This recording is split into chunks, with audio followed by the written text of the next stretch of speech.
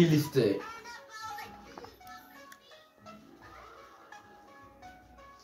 И тук като ви вляза в моя ритъм ще ми кажете: ей, Валентин, спри се брат и нещо си поудел. За курвите ще ги карам в един хотел. Отново ще ми кажете: Валентин, мафията, той е най-големият тарикат. Той ще спи у вас, когато ви каже, защото той е най-големият тарикат. Няма какво да кажеш, защото вие сте пички. Ей, вие за мен не сте момичета, вие сте просто курви, защото като ви почна ще се напикайте. Мене не ме познавате, няма тук бичо и мишки, всички ще ви направя на мишки.